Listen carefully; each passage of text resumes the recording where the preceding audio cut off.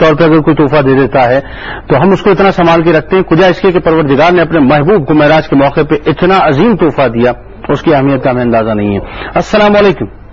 السلام علیکم۔ وعلیکم السلام۔ جنید بھائی، میں انڈیا سے آگرہ سے بول رہی ہوں، شگفتہ صاحبہ ہندوستان آگرہ سے بات کر رہی ہیں، فرمائیے۔ جنید بھائی، میرے دو مسئلے ہیں۔ پہلے تو آپ سب کو رمضان بہت بہت مبارک ہو۔ آپ کو بھی بہت بہت مبارک۔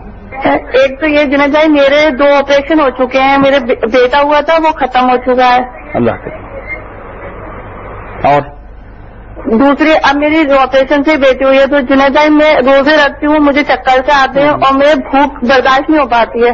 ایک تو میرا مسئلہ یہ ہے۔ ٹھیک ہے، اور کیا پوچھنا چاہتی ہیں؟ دوسرا مسئلہ یہ ہے جنید بھائی، جب سے ہم نے اپنا ایک نیا گھر خریدا، ہمارے گھر میں بہت مشکلیں آ رہی ہیں۔ اللہ تعالیٰ آپ کے مسائل حل کرے۔ آپ کے پہلے سوال کا جو جواب ہے وہ ضرور انشاءاللہ آپ کو دلواتے ہیں۔ آپ کا بہت شکریہ، آپ نے ہندوستان آگرہ سے ہمیں جوائن کیا۔ السلام علیکم۔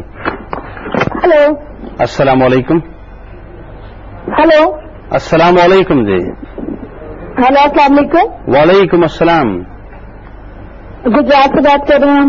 جی فرمائیے۔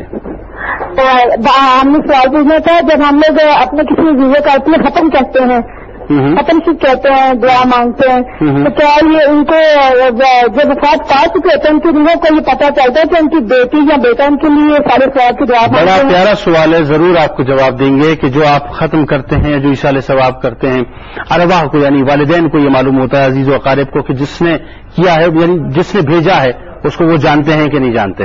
السلام علیکم۔ وعلیکم السلام۔ کون صاحب اور کہاں سے بات کر رہے ہیں؟ جی میں حیدرآباد انڈیا سے بات کر رہا ہوں۔ اچھا، عبد الرحمان صاحب جی فرمائیے۔ جی عبد الرحمان صاحب نے میر عظمت علی خان۔ میر عظمت علی خان جی ہندوستان سے بات کر رہے ہیں، فرمائیے۔ جی جی آپ ٹیلی ویژن کی آواز کو بند کر دیجیے پلیز۔ جی میرا سوال یہ ہے جی ہم ہلو جی میر صاحب فرمائیے۔ جی یہ سر کو کالے جو کرتے ہیں ہلو، تو نماز ہوتی ہے یا نہیں اس سے؟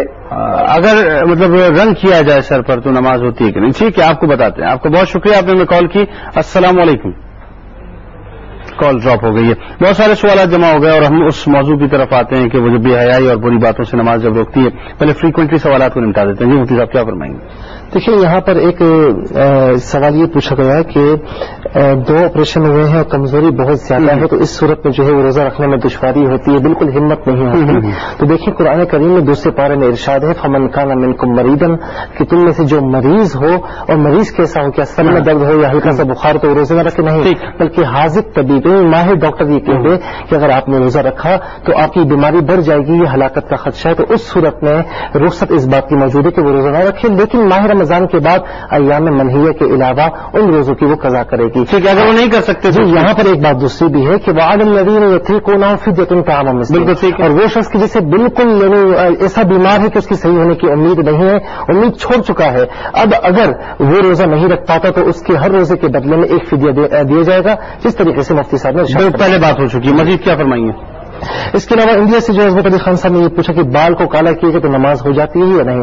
دیکھیں، بال کو کالا خضاب لگانے سے نبی کریم علیہ الصلوۃ والسلام نے منع فرمایا، وہ گناہگار ضرور ہوگا لیکن نماز ایک علیحدہ فرض ہے، وہ انشاءاللہ اسی قبول ہو جائے گی۔ بالکل ٹھیک ہے، مفتی صاحب آپ کیا فرمائیں گے مزید سوالات کے حوالے سے؟ اچھا، ایک سوال کیا گیا تھا کہ تراویح نہ پڑھے تو کیا روزہ ہو سکتا ہے؟ تو شرعی اعتبار سے تراویح ایک الگ عبادت ہے اور روزہ ایک الگ عبادت ہے، لیکن یہ ہے کہ رمضان کے مہینے میں جب روزہ آتا تبھی تراویح بھی آتی ہے، لیکن بہرحال تراویح کی سنتوں سے محروم رہے گا، روزہ اس کا ہو جائے گا۔ ایک کوشچن یہ کیا گیا تھا کہ کوئی صاحب کہتا ہے کہ اس کو جب نماز کے لیے کہا جاتا ہے تو وہ کہتا ہے کہ نا آپ اپنے گھر والے کو تو نماز یافتہ بنا نہیں سکے، آپ ہمیں کیا نماز کی دعوت دیتے ہیں؟ تو یہ بالکل جہالت میں مبنی اس کا اعتراض ہے، کیونکہ نماز کی خصوصیات میں سے یہ نہیں بتایا گیا کہ آپ اپنے گھر والوں کو نمازی بنا لیں گے، نماز میں تو یہ کہ خود اپنے آپ کو برائی سے بچا لیں گے۔ تو یہ اللہ کی دین کی بات کو ٹالنے کا مطلب عجیب طریقہ لوگوں نے اختیار کیا، غلط رویہ۔ اچھا، اس میں مفتی صاحب رویہ ہے مطلقاً لوگوں کا، آپ اگر کسی کو تبلیغ کر رہے ہیں تو وہ کہیں گے جی آپ مجھے کیا تبلیغ کر رہے ہیں، آپ تو پہلے اپنے گھر کے اندر تبلیغ کریں، آپ کے بھائی کو دیکھیں، اپنی بہن کو دیکھیں یا اپنے والد کو دیکھیں، والدہ کو دیکھیں، وہ تو یہ کام کرتے ہیں، آپ پہلے جائیے جی گھر سے درس شروع کریں، اس کے بعد آپ مجھ سے بات کریں. تو یہ جو رویے ہمارے یہاں ہیں, میں صرف اتنا سمجھنا چاہتا ہوں مفتی صاحب کہ کیا اس بات کی قید لگی ہے شریعت کے اندر کہ پہلے آپ سب کچھ اپنا صحیح کر لیں, اس کے بعد جو ہے آپ کسی کو تبلیغ کر سکتے ہیں؟ نہیں, ایسی کوئی قید نہیں ہے, بلکہ یہ شیطان کا ایک وار ہے جو انسان کو نیکی سے محروم کر دیتا ہے. یہ دیکھا جائے جو اس شخص یہ بات کہہ رہا ہے کہ آپ نے اپنے گھر والوں کو تبلیغ کیا نہیں کی, اس کو یہ دیکھنا چاہیے کہ یہ بات جو کہہ رہا ہے غلط کہہ رہا ہے, صحیح کہہ رہا ہے. اگر بات صحیح کہہ رہا ہے تو اس کی بہن وغیرہ یا اس کا بھائی وغیرہ مانے یا نہ مانے, ٹھیک ہے, اسے تو ماننا چاہیے, سچی بات تھی. یعنی میرا پیغام محبت ہے, جہاں تک پہنچے, ان کا جو کام ہے وہ اہل سیاست جانے. ایک اور کالر کو شامل کریں گے. السلام علیکم. ہلو. السلام علیکم. وعلیکم السلام. ہلو. ہلو.